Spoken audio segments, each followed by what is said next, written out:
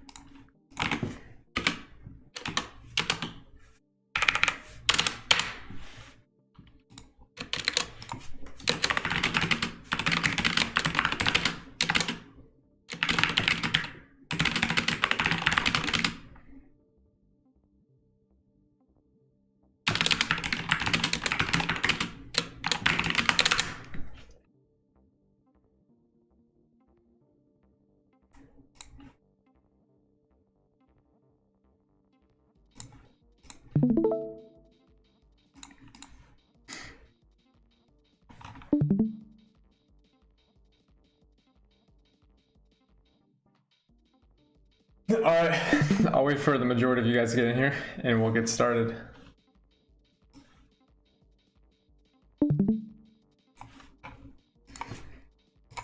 Should probably also add.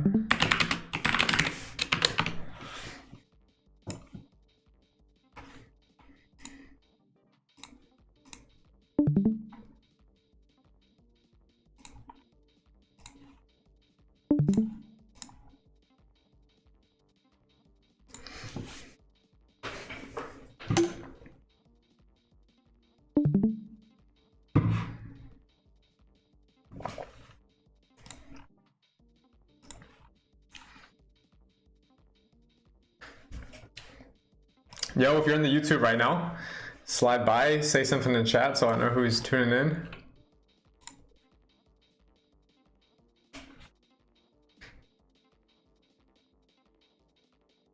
What time is it? 4:06? Give us about 4:10.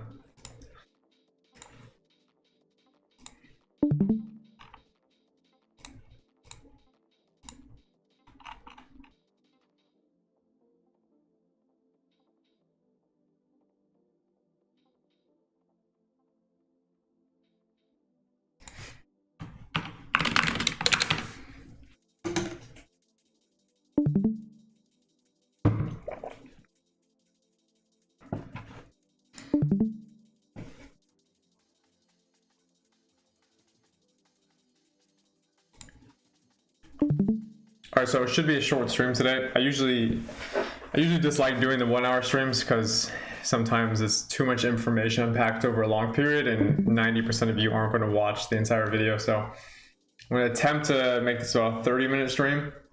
We can pack all the information to a shorter period where hopefully more people start watching it and get more value out of it.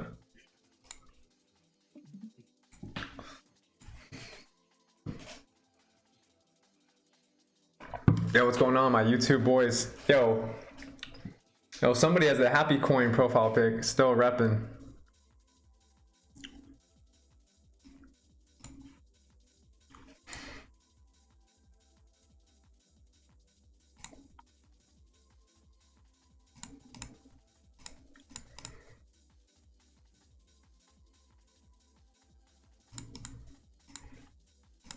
By the way, we have there's only one active futures long right now. That's Harmony 1. All right, let's get started. First thing I want to go over is the Bitcoin sentiment. Let me turn this off. One of the first things I want to go over was Bitcoin sentiment. This is how we'll start most streams. Let's go over what we did before back in March, right? How were we able to determine the bottom? As you guys know, when we traded back in March, we were pretty much buying longs down the entire range from 40K to 37K. This was the charts that we sent in chat, and we were following this exact schematic here. We had an opportunity to break the highs, which would have changed the high time frame structure from bearish continuation into bullish reversal, and that's exactly what we were hoping for. So it's about, you could go to the last stream too, we were waiting for about 15% move to the upside, and the risk to reward was in our favor to take longs at this level as well. And as we can see, as we move forward, and this is about 3 weeks later, we roughly get about a 26% move to the upside.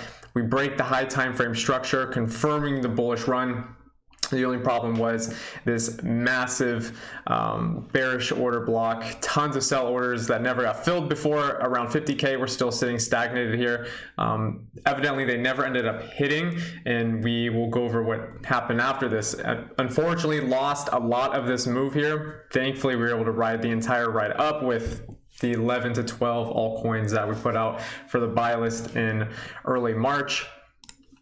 Now the problem is, what do we do now, right? The problem is after all these very important levels for Bitcoin have broken back down, I deleted all the previous TA, so I can't go over exactly what it was, but in short, we lost the key level of these double highs here. We took out the equal highs, took a lot of liquidity from that, and then ended up losing the entire thing. We also lost pretty much one of the best indicators for a bullish reversal in the market, which is that daily 200 EMA. Let's put this on so it looks a little cleaner for you guys. As you guys know, every single cycle, one of the key indicators that flips from bullish to bearish is this daily 200. This happened last time in June, July, when we had the previous bear market in 2021. We flip it, and then we start the bull run into the new all-time highs from the previous 60K all-time highs. We did the same thing about a week and a half ago. Unfortunately, didn't hold it at all, and this leads me to my next sentiment, which is I do think that this rush to the upside, taking out these equal highs, taking out the daily 200, and giving back almost a 20% move leads me to push a lot more bearish than I was before. This was the high time frame bullish continuation signal. Unfortunately, if you lose it, the signal is gone, right? So the bullish signal that we had before from this high time frame change is gone, and we're moving to the bearish side because of a few specific events that have been occurring that haven't changed, right? And I'm sure most of you know what this is. We talked about this earlier today when we did our stream when the stock market was open, but the high time frame bearish divergence that has been going on since the last dip. So since May 2021 all the way up until today, even though a new all-time high was achieved, no new volume spikes have passed that of May's bearish dip. The volume has been decreasing over and over and over and over with no real signs of it coming back, right? A few reasons this may be, and this will bring us into our next topic, which is going over the Tether dominance and why I think Tether dominance is a key indicator into something dangerous that may be happening. And this is, I like to call it the crypto recession, because unfortunately it's the only thing that it's pointing to now. And I know talking bearish probably isn't the best thing. Not a lot of people want to hear this stuff, but it's something we have to go over. The bearish divergence right now in Bitcoin is evident. Everyone sees it. We've broken key levels that we were supposed to hold a week and a half ago. Unfortunately, we didn't. Pretty much every single coin that was purchased in early March, right at the literal bottoms, like ETH under 2K, AVAX $70, Luna $60, like all of those crazy entries, everything is coming back to those entries right now. And that's a problem, because that means that there's a lot of people who are waiting for that exit liquidity, for that exit pump to get out of their coins, and now there's no one else to pick up the demand. And if we go over to USD T.D and we look at the Tether dominance, one thing that you can notice here is, and we went over this last time, is every single time you come up to this 5% level, and the 5% level just means that 5% of the entire crypto market cap is sitting within Tether, sitting within a stable coin. This only means one thing, and this means that a lot of people are getting risk off. They're sitting in a stabilized asset, so they don't risk having their assets in a 24/7 market where Bitcoin can dump 5 to 10% in a day. So they're being safe, right? Whenever you see the Tether dominance chart reach to these 5% levels, it's normally the bottom of the bear market, right? As you can see, I have this labeled before. September 2020. This is when we had red September. This was tech death in the NASDAQ. This was a very bad time. And as you can see, this indicated when Tether gets that 5% mark, usually it means people are ready to start scaling back into the market because they've sat on those stables long enough. And prices have become cheap enough to where demand is now going to overcome the new supply that's entered the market. Same thing happened in the June 2021 bear market, right? Bitcoin hits 60K, and then Bitcoin evidently falls to 30Ks, and everyone was calling for 20K, 15K after that. If you use the dominance chart for Tether, we can see that 5% hit again, and as soon as 5% of the entire crypto market cap is deployed in stables, let's see how long it took. It probably took 60 days, so it was about 2 months, and then stables started getting redeployed into the market, signifying the next bull run. And as you can see, when Tether was down at 2.5%, this is when Bitcoin is at all-time highs, 69K. And you can use this exact level again, right? 2.5% to 5%. It's just ping-ponging back and forth, giving you indicators on when the market is ready to deploy their stables and when they're ready to get back into stables again.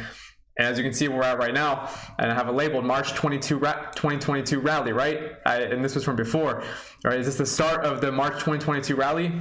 Thankfully, we caught most of it, right? We were able to catch several coins going 50, 67, even near protocol going 100% for us on our buy list, right? This is when Tether dominance dropped to about 21% because we started buying on March 8th. If you look here, you can see the exact day. What are the daily here? March 8th was the day we put out all those buys, and this is where Tether dominance was.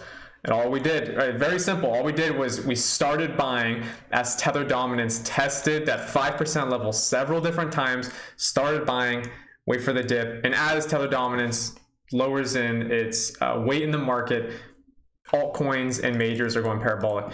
Now there's a problem right now with what's currently going on is we're not really dipping as hard as we did before. Last time when we had the Tether dominance, redistribution of Tether into the market, it was evident that what was occurring, right? I mean, it was, minus 50% Tether dominance in 50 days, right? There's a 1% loss of Tether dominance every single day up into all-time highs.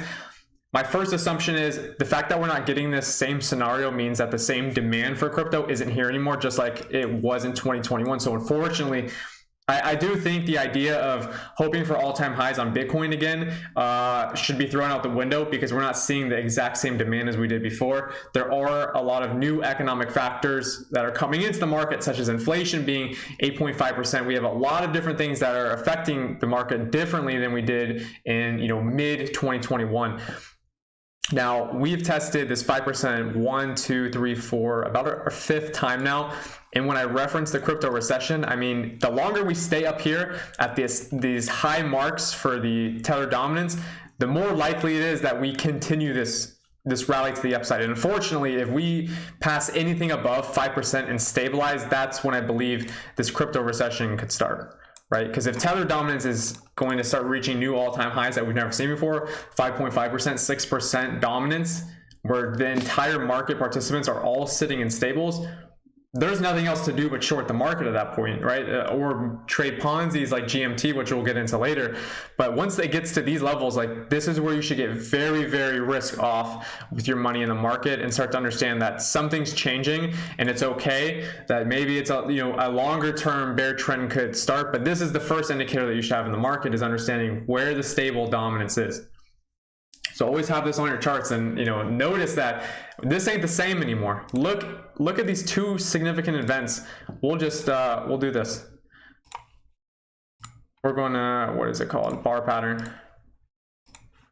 So this was when the bear market ended in September 2020, and then we hit 60K all-time highs. This is what occurred. It was just a nice flow to the downside from 5%, easy and noticeable distribution. Same exact thing happened in June 21. Easy and noticeable distribution very quickly over time because the demand was there. Now, as you can see, it's not really the same anymore. We've had one attempt, we've had two attempts, right? We're coming up on our third attempt now to possibly show that the same demand is there, but I'm not seeing it. We've been here for a little too long. We've been at 5% for almost 90 days now, 60 days before, and 51 days prior to that. So the cycles are extending a little bit longer each time. We have about 30 days on plus each cycle, 30 days from September into the June 2021 bear market, now into the March 2022 rally to whenever, right? Because we don't know what's going to happen just yet.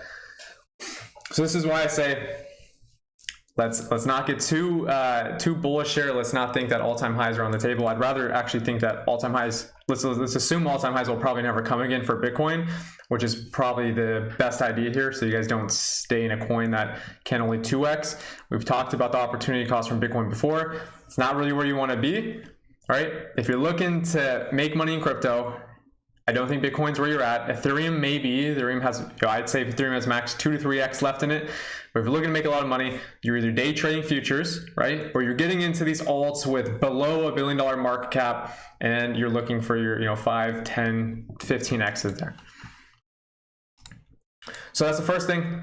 We had an amazing March. I mean, March literally could not have gone any better. Every single move was hit perfectly to the dime. Don't know what else to say. We almost had a 100% success rate month, but I ended up trading ICP and took a loss on it. So one loss out of like 40 trades. It's unfortunate, but great month nonetheless.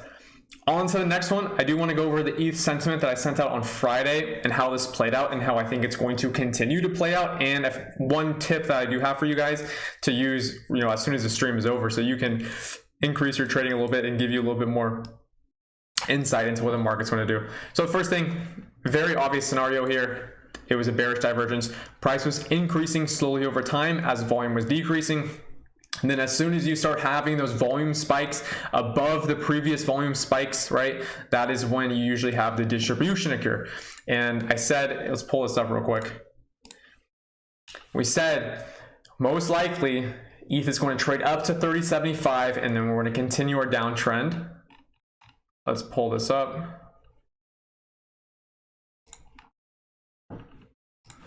Screenshot this.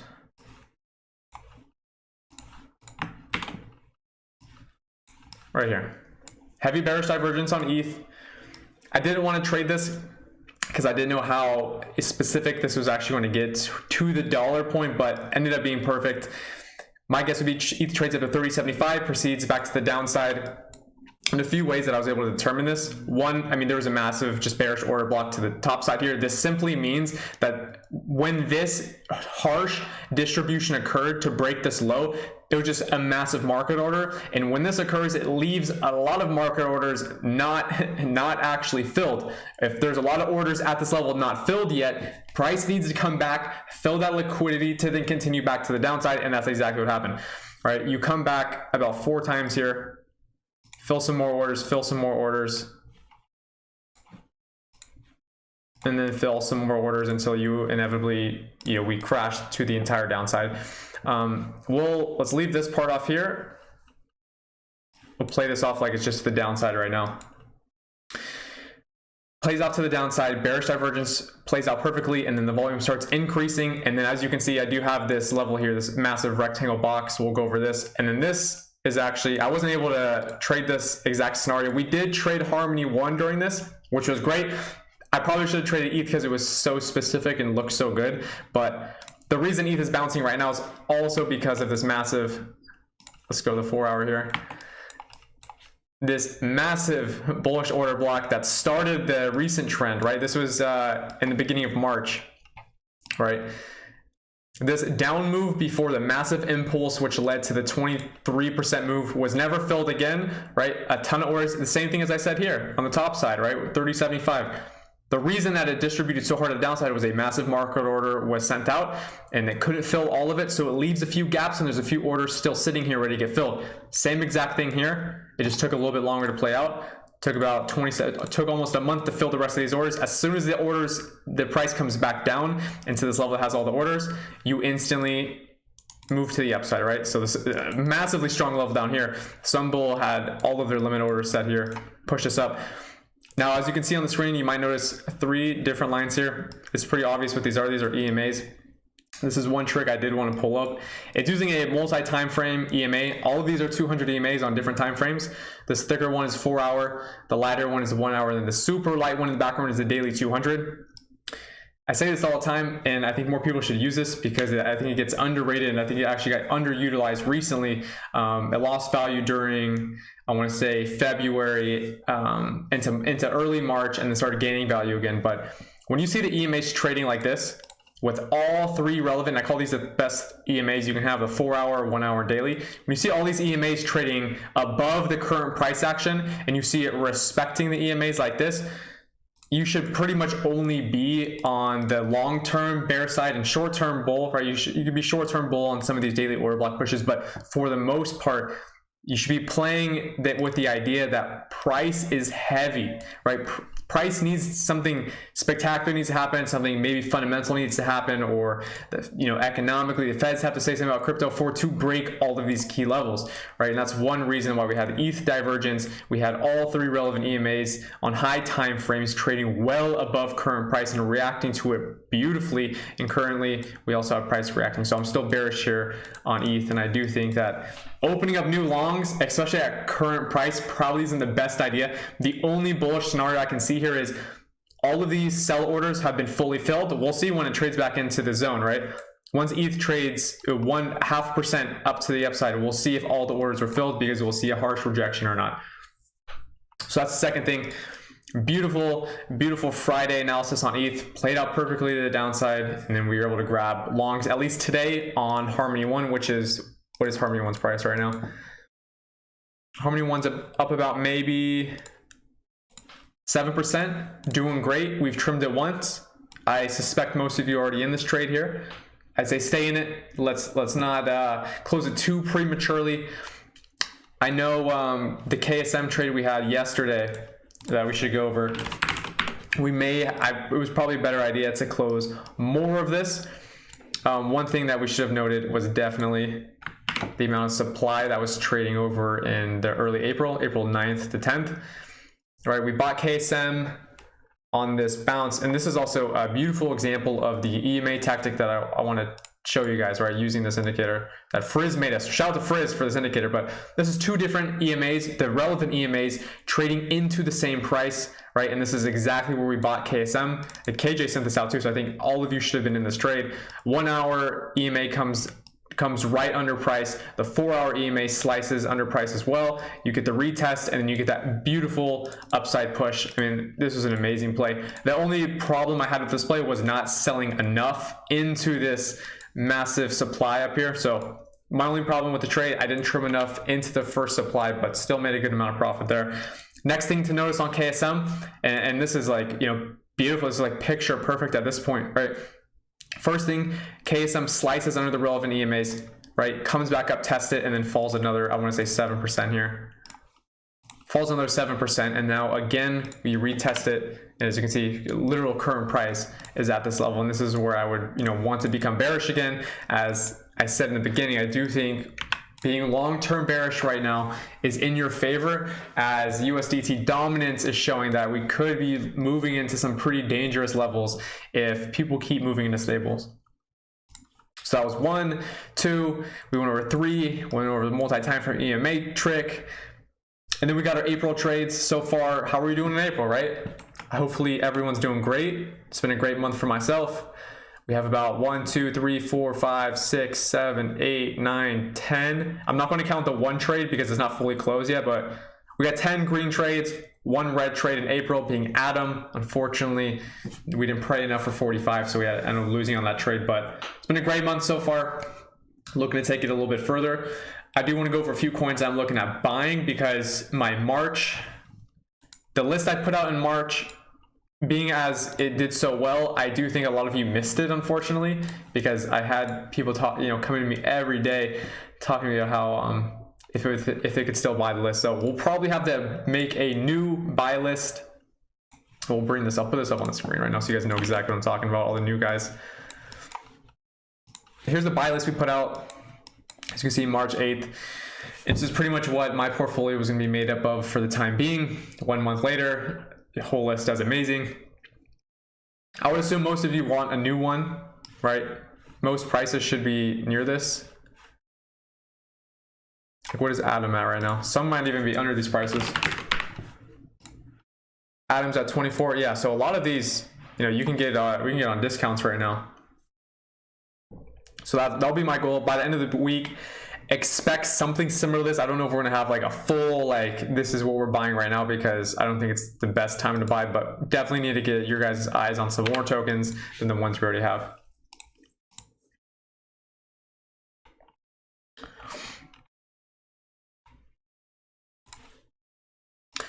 Okay, winner of the April trades. Group questions, how long has it been? We have been streaming for 24 minutes. Yo, this is perfect.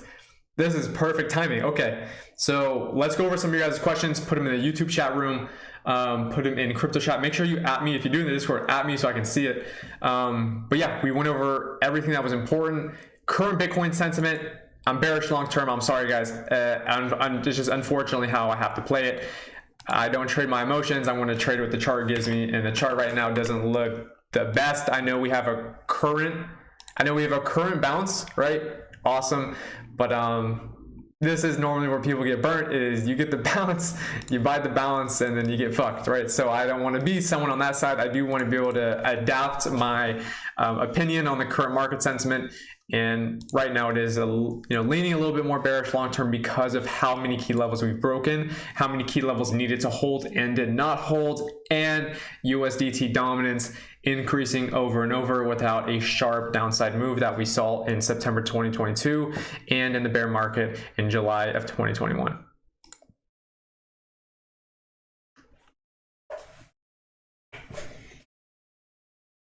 Okay, someone said, what's the Luna algo sentiment in recession? I assume you're referring to UST. I don't know what Luna's current reserves are for Bitcoin, nor do I know what their potential liquidation price is if they're buying that on margin. My honest guess would be UST is going to stay very stable. Right, USD is going to stay very stable. I don't know why algo was brought up, unless algo is dropping a stabilization. I assume your question is, in the event of a longer term bear market, how will stable coins perform? Because, and this is good to bring up, because some of you don't even know this happened. This went so under the radar, it was like crazy to me that no one knew that this was going down. Look at this. Okay, so for you guys to understand this, what you're currently looking at is a stable coin, and this stable coin was based off of Waves, right? So Waves protocol produced the neutrino stable coin, right? And during the mass liquidation cascade for Waves, because Waves reserves went underwater, the stable coin started unstabilizing and unpegging to $1, and as you can see, slowly over time, maybe not, this wasn't actually slow at all. This was 4 days it took for a stabled asset to lose 40% of its value. So I assume your question is, can this happen to Luna and maybe Algo? I don't know why you brought up Algo. Maybe they have a stable asset like this, but evidently it ended up coming back and it's stabilizing. This was probably one of the easiest longs as well. Just long the stabled asset in the event of repeg, and you could have made good money off that. 25% move to the upside. So this, as we've seen with Waves, can occur, right? Waves was buying back. If you guys don't know why Waves went parabolic, USDN, neutrino stable asset, was minting and buying back Waves, and minting and buying back Waves. So what it was doing is it was minting neutrino, buying Waves, minting neutrino, buying Waves, minting more of the stable asset, buying Waves, and then they did it again. And unfortunately, there's a point at which the reserves need to liquidate themselves to keep the asset stabilized.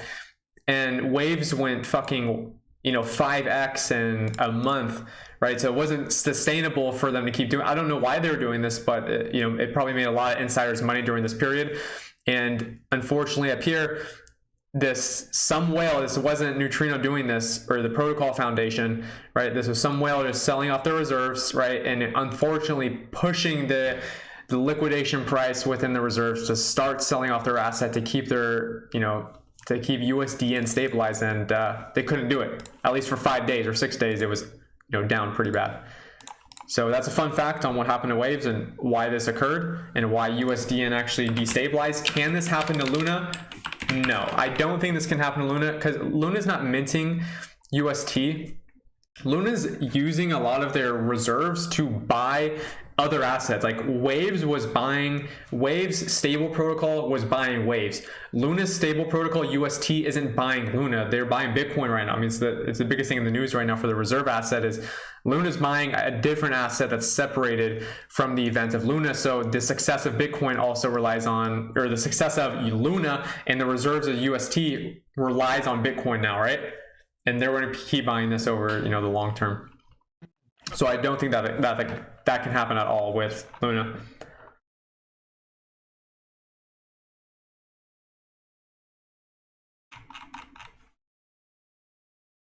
29 minutes on the dot.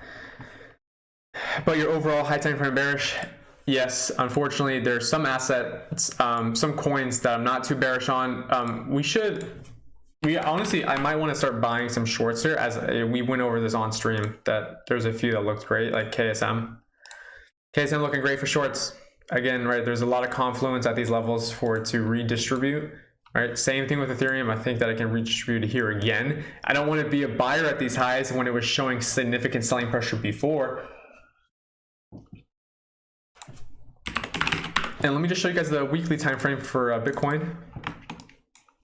I mean, you know, you guys can give me your opinion on this, right? Like, price has been increasing slowly over time. There's no doubt about this. Price has been increasing, highs have been broken, volume has been decreasing. This is not a good event. Like, this is not a good situation to be in. Volume really has never. Let's go to a different chart. Let's use. It might be different on Coinbase. No, it's not different on Coinbase either. The volume profiles are still the same. So not the best thing that you want to see. What we truly wanted to see was during that period of early March, we wanted to see one of these candles, you know, show us that there's significant demand, or at least significant volume that can mimic that was in early 2021, because every year is different, right? There's going to be different economical things going on in the world. All we need to do is show everyone that we can produce the same amount of volume as we did back then, or back in 2020. And unfortunately, we are like half of the price. I mean, half of the volume. So not bullish, right? There's no one can argue that that is a bullish event occurring right there.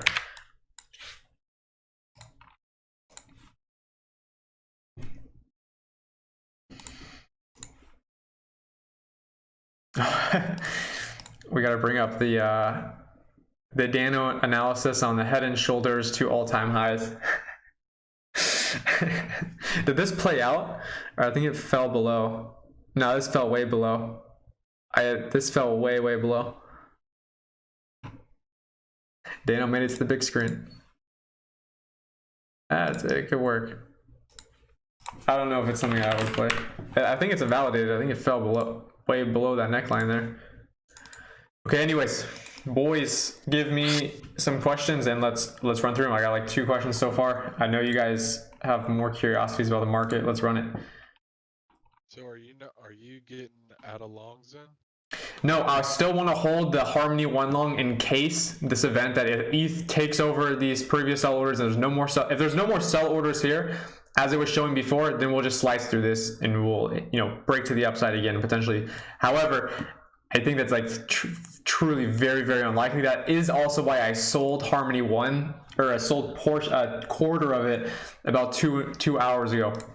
What is this sitting at? Hold on, let me check the exact position. What are we at right now?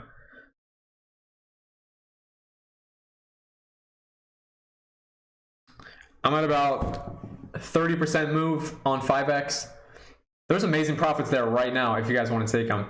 If you haven't trimmed, I definitely seriously do. I should disclaim that I had 2 positions in Harmony 1. I had one that was on Binance and had one that was on KuCoin.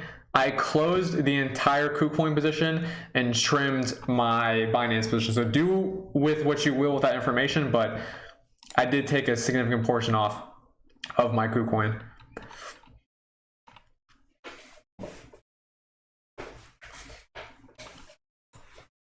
And honestly, I think probably some of the plays I want to put, KSM shorts and ETH shorts may be my move here. Well, I just joined KSM shorts. I said screw it. Nice. Okay, I like it.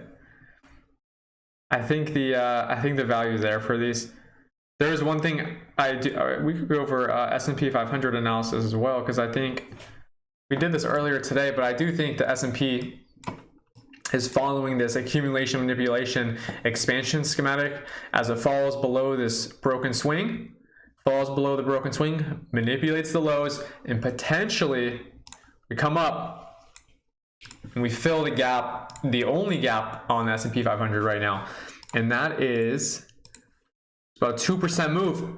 And bet your fucking ass a 2% move is going to push the crypto market with it. So we'll see where it, we'll check ES futures right now. I don't know what they're at. ES futures look like they're stuck. Oh, look at that. That's fucking heavy. The event of that gap filling might be fairly insignificant with how much weight is above them right now. Yeah, KSM shorts, ETH shorts, probably the best idea with your stops being literally right above these highs. Your risk is extremely low here. My bad, D. What did you ask for KNC? We'll go over KNC. Talk about when one is going to stop dropping. Is one dropping? I feel like one hasn't moved. One has literally only had green candles. This is the first red candle being plotted, and it opened 30 minutes ago.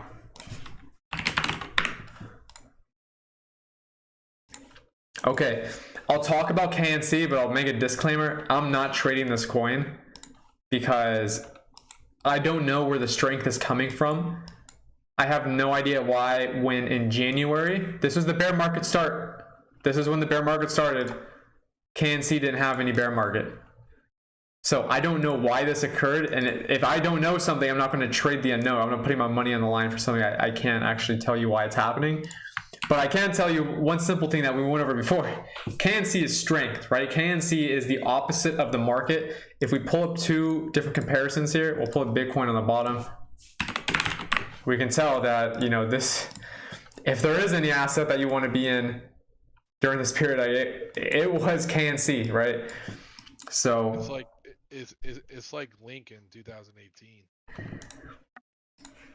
Yeah, so I don't know what KNC has going on. I don't follow the protocol. I don't follow the team. I don't follow the project. Probably, unfortunately, I don't, because I could probably learn a little thing or two from what's going on here, but it's bullish, and it's really one of those scary things to short. I mean, I know I say this, but I shorted one of the largest gainers. I shorted the Waves coin, as you guys know, but that had significant downside risk to it, which was the liquidation events from them continually minting their own stablecoin and buying their asset back, which is fucking a Ponzi scheme of itself. If you see that shit, short it. And we should probably go over GMT as well. Like, GMT is getting to that point where I want to start looking at the idea of shorting GMT, which some of you may know is the coin that represents STEPN, which you earn money from walking. Very cool idea. I don't know how sustainable it is once GMT begins to be the coin that is rewarded, which gives you artificial selling pressure because people can't fucking pay for rent or their mortgage in GMT. They got to sell it for fiat. And as soon as you have an asset class, watch this. This is so easy to compare shit to. As soon as you have an asset class that needs to be converted to fiat in order for its utility to be filled out, you get shit like Smooth Love Potion, which, for those that don't know, SLP was the ecosystem token for Axie Infinity. And Axie Infinity needed you to play. It was a play to earn game. In order to play to earn, in order to get the earn aspect, they rewarded you in this token. Now, the problem with this idea is if you reward a user base in a certain token, but the token's only utility is to then be transferred into other assets, well, that coin is doomed for failure. As you can see, it's down 99%, since it had its highs, right? So this is why I suspect from GMT is when you get to the point where GMT is going to be the token that they reward you in, it's the same idea as Smooth Love Potion, right? No one's going to, why would you hold GMT? You need fiat, you need something else. There has to be a little bit more utility so that can save GMT. If they introduce more utility, you can use it for more things, maybe buy sneakers, maybe my guess is STEPN gets bought out by Adidas or Nike, and it changes the whole reality of this asset. But for now, it doesn't. And I think that its future is an SLP version, death chart, where they start rewarding you in GMT. And in order for you to reward the utility of walking to earn, you must sell GMT to earn, which then creates selling pressure. And then you get, your red chart. And someone came into chat today while we were streaming earlier and gave us an update on GMT because they use it. M. Connor, thanks for that. But marathons, sponsored marathons by StepN will come out soon, and they will reward you in GMT. Sounds like a good time to, you know, introduce our theory of shorting it during that period.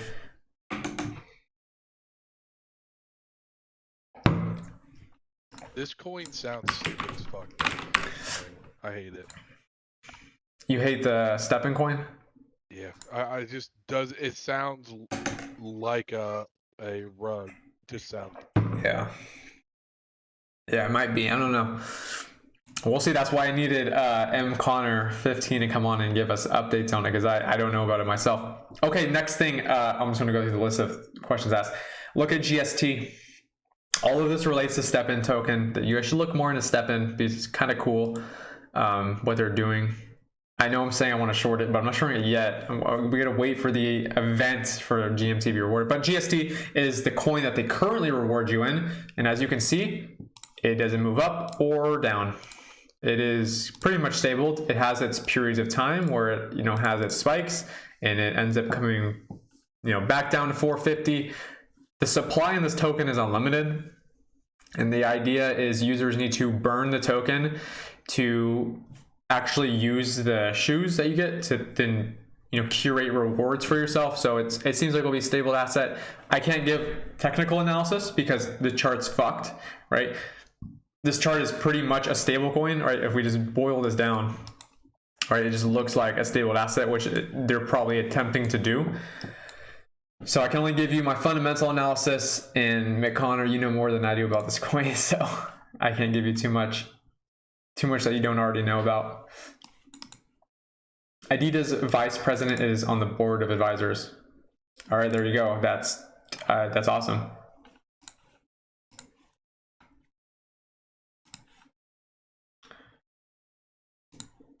"41 minutes. I want to do like one or two more questions.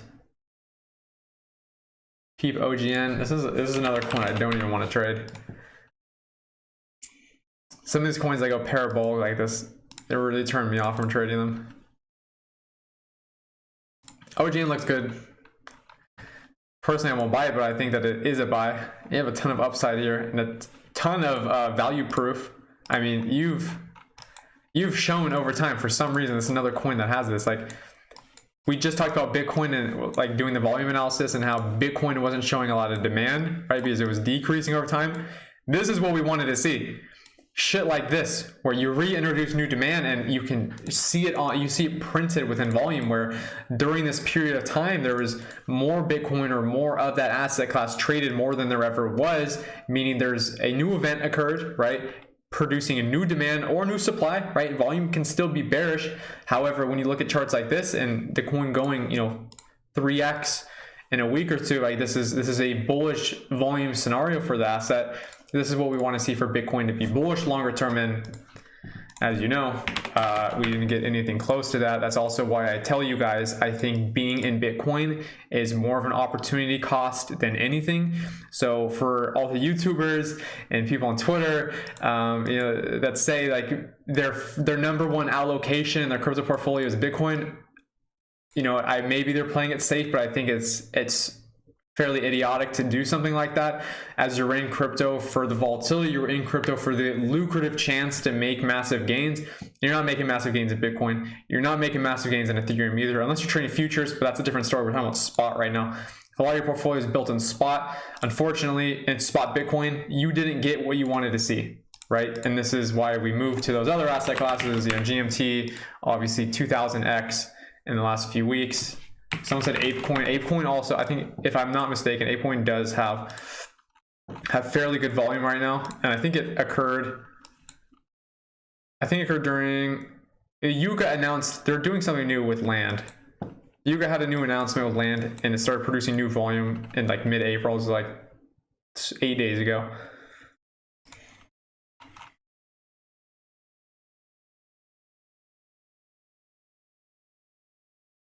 Sorry, you guys are spamming me about Luna. Is Luna popping off? Luna's going crazy. Back to 95. Oh, Luna's 20% on the day. That is insane. See, this is why Luna's not going to have an event like Waves, right? I know someone who was a Moon asked me, was Luna going to have the same depreciation value that Waves had. Waves lost 60% value from the minting process of their stablecoin. You know, Luna has hard assets backing it, like gold. I mean, they're technically buying gold, but they're buying, they're buying digital gold, they're buying Bitcoin instead. So they have hard reserves backing them right now. Oh shit! No, this is what happened. They UST is now the third largest stablecoin. There you go. That's very bullish. So just what would it pass? BUSD? Nice. Yeah, that's amazing. Unfortunately, I'm also not the person to buy I'm not the person to buy this 20% boost.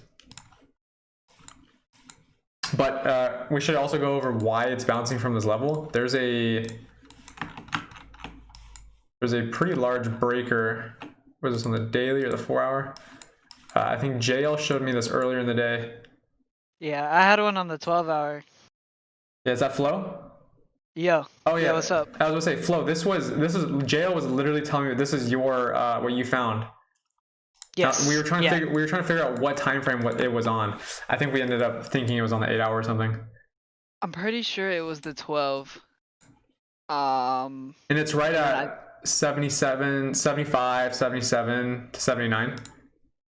Yeah, let me pull up my chart real quick. Yeah, because I remember going over this earlier and we were like, holy shit, like this is a crazy level. Yeah, and down that entire range, you can see all that long liquidity that we took out right before that, those clean higher lows, before we created those new highs. So right when we took out all those longs and then tapped into that unmitigated breaker, right, which is also demand. After we took those longs out, then we got that continuation. I was trying to long it, but she just kept going up, man. Yeah, seeing stuff like this, it puts me off because I'm like, I don't know where to long this. I need some type of pullback, but when it just continues straight up, I mean, this is the 30-minute time frame, and you have maybe 1 or 2 30-minute candles that went red, but other than that, it's just parabolic for 14 hours straight. Exactly. But yeah, we were looking at that. You gotta let me know how you found this level. I assume it's from. So I think I took the 12-hour and I refined it from the original breakout structure downside. So on January 20th, 2022, that supply candle right before that breakout structure downside, that large displacement, I took that and then I think I refined it with I want to say it was an hourly. Oh, okay, so you broke it down a little bit more. Yeah, I broke it down a little bit more. Based off of the reaccumulation at $76 on the 28th of February. That's also a demand zone right there. That and then the top of the redistribution from the 20th of January. Beautiful. Well, it played out perfectly. Like literally. Yeah. It couldn't have gone any better. Literally amazing. I was trying to catch the long all of last week, and then it just goes 20% a day. I was like, all right. Yeah, that's unfortunate, but hey, the next one's coming. SXP, dude. I'm about to long SXP when it comes down. You like this one? Daily. MTL. I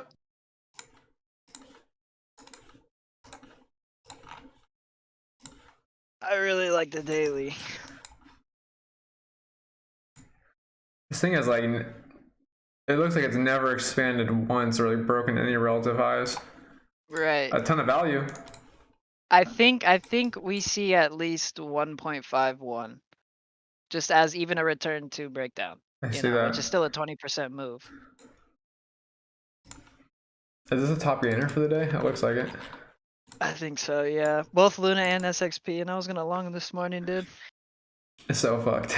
So fucked. I'm saying. NKN I really liked, and then Raven was like my favorite. I like the SXP one. I haven't looked at this one in a while. I wanted to talk about privacy tokens too, because these have been super pump and dumpy. And it looks like we can catch one of these relatively. They happen pretty much every week. That'd be a nice move.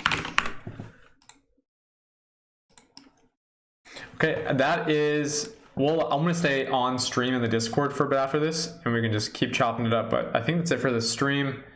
We went over everything. I was going to go over NFTs, but there was really nothing of any importance that I want to go over. I bought Alien. I'll show you guys the last thing I bought. I bought Alien Friends last. The floor has crashed since, so not much going on in the NFT space. If you're looking for a solid NFT, I've noticed the trends where you have a lot of the derivative projects or the airdrop projects go crazy, and then as soon as you see them start dropping, all of the major blue chips start going, increasing in value because they're moving their money back over. So Bored Ape Yacht Club, Azuki, Doodles, all of those are doing great right now because it's the eventual transition from the more shitty NFTs into the blue chips and then back again when the market restabilizes itself. But yeah, that looks like it. That looks like everything I want to talk about. It looks like all the questions that I've gone through. Appreciate everyone sliding through. If you're in the Discord, I'm going to keep updating on my plays. I'm going to keep updating sending out the new plays. If you guys aren't in the Discord, links in the description. Other than that, have a great day, guys. Appreciate y'all stopping through. I'm going to stay in the Discord for probably another 30 minutes to an hour, just chilling with the boys.